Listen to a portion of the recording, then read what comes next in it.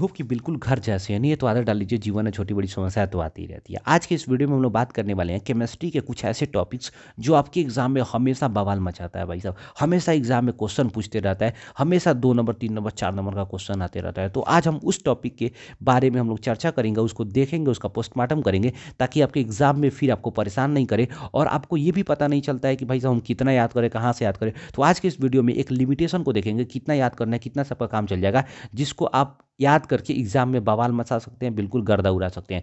तो आज वो टॉपिक क्या होगा भाई साहब, यौगिक के नाम। देखिए बेसिकली आपको बताए हुए थे कि हम जो नोट्स बनाए थे उसमें उसमें हम क्या किए थे, सारी चीज़ को एक जगह कलेक्ट किए थे ताकि याद करने में काफ़ी आसानी होगी। अब वही नोट्स हम आपके साथ लाए हैं, आपके पास लाए हैं, ताकि उस चीज़ को पढ़ करके आप भी बिल्कुल एग्जाम में बवाल मचा सके और 90 नंबर प्लस मेरे जैसा आप भी स्कोर कर सकते हैं, ठीक है ना। तो चलिए हम लोग उस चीज़ को थोड़ा सा देखते हैं, समझते हैं। कुछ महत्वपूर्ण यौगिक, देखिए उस महत्वपूर्ण यौगिक में भाई साहब हम जिसको जिसको आपको पढ़ाएंगे, जो जो आपको बताएंगे वही याद करना है, ज़्यादा एक्स्ट्रा याद नहीं करना है, नहीं तो फालतू में आपका समय नहीं है और उसमें फंसे रह जाएंगे, ठीक है ना। इंपॉर्टेंट याद कीजिए ताकि मैट्रिक एग्जाम देने जाइए और आपका काम चल जाए, ठीक है ना। उस चीज़ को थोड़ा सा देखिए। देखिए पहला फॉर्मूला क्या करें कि NaHCO3, तो जहाँ एच लगा रहेगा याद रखिएगा, उसको बाई पढ़ते हैं। तो NaH, तो Na का क्या हो जाएगा सोडियम, H का बाई और CO3 का कार्बोनेट पढ़ते हैं, ठीक है ना। क्योंकि हम पिछला वीडियो में आपको बताए थे कि जिस जिस यौगिक के अंत में कुछ कुछ ऐसा चीज़ होगा जिसको आप अगर थोड़ा सा अगर देख लेते हैं ध्यान से, ठीक है ना, तो आपका काम हो जाएगा। बात समझे कि नहीं। अब आपका काम हो जाएगा मतलब ये कि आपको उस यौगिक का नाम पढ़ने में, रासायनिक नाम पढ़ने में काफ़ी आसानी हो जाएगा। याद किए होगा तो होगा, नहीं याद किए होगा तो भाई साहब क्या हो सकता है, कुछ नहीं।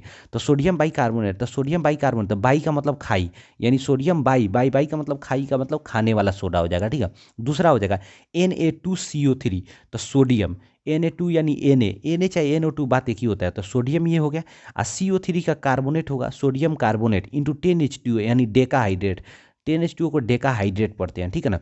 तो Na2CO3 इंटू 10H2O, चाहे Na2CO3 भी रहेगा कहीं कहीं, ठीक है ना। तो इसका मतलब ये होगा कि 10H2O, इसका मतलब जो धोने वाला सोडा होता है उसका फॉर्मूला होता है sodium by carbonate. Sodium by carbonate नहीं, सोडियम बाई कार्बोनेट का मतलब खाने वाला soda, sodium carbonate decahydrate, decahydrate का मतलब 10H2O, ठीक है ना, उसको धोने वाला सोडा कहते हैं। NaCl, sodium chloride, sodium chloride, Cl हो चाहे Cl2 हो चाहे Cl3 हो, उसको हम क्लोराइड पढ़ते हैं, ठीक है ना, ध्यान रखना है। तो NaCl क्या हो जाएगा भाई साहब, नमक का फॉर्मूला। चीनी का फॉर्मूला तो जिसको हम लोग रासायनिक नाम उसका क्या होता है, सुक्रोज होता है, जबकि उसका व्यापारिक नाम चीनी होता है। उसी तरह ग्लूकोज का फॉर्मूला आपको पता ही होगा, C6H12O6 होता है, उसका रासायनिक नाम ग्लूकोज होता है, जबकि व्यापारिक नाम अंगूर का रस होता है।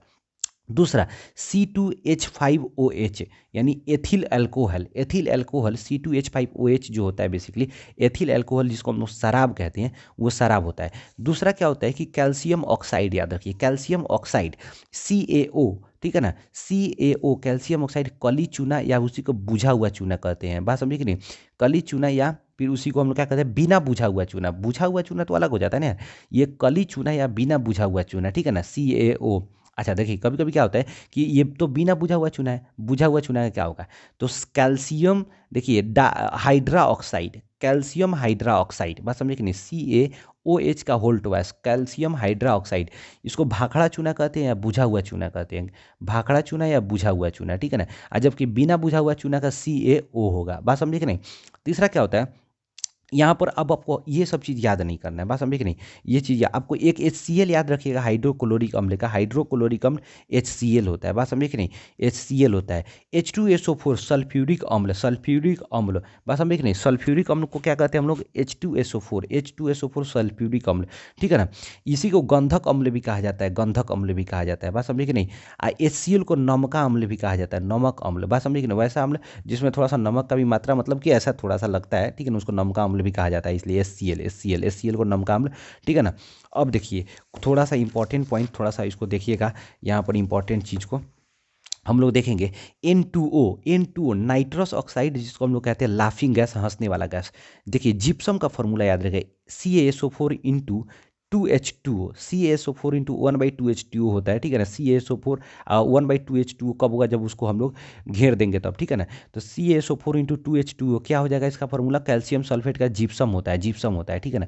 अच्छा CO2 शुष्क गैस यानी शुष्क कार्बन डाइऑक्साइड, CO2 को क्या बोलते हैं, शुष्क कार्बन डाइऑक्साइड, यानी हम लोग शुष्क कार्बन डाइऑक्साइड का फॉर्मूला क्या देखें यहाँ पर, CO2, ठीक है ना। अब अगला क्या है, यहाँ पर थोड़ा सा समझना है।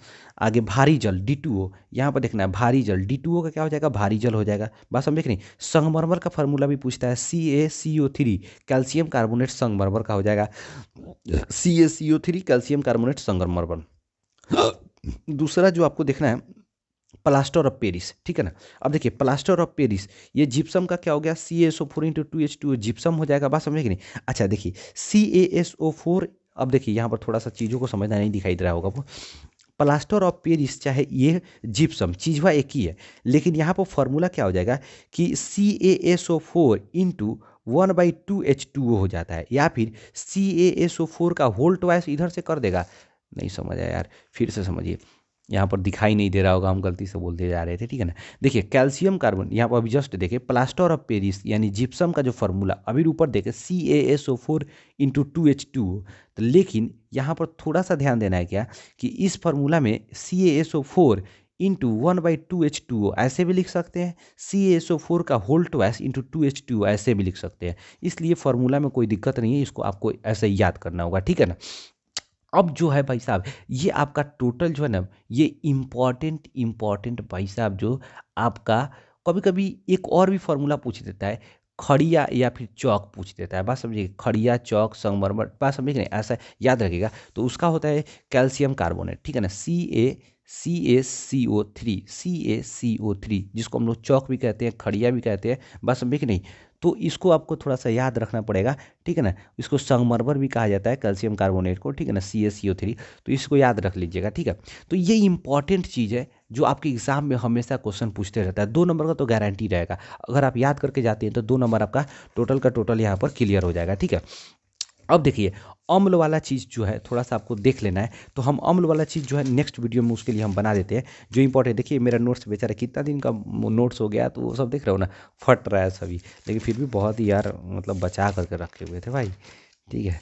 तो देखिए आपको ये जो टोटल इंपॉर्टेंट तो हो ही गया, ठीक है। तो मिलते हैं नेक्स्ट वीडियो में, तब तक के लिए जय हिंद।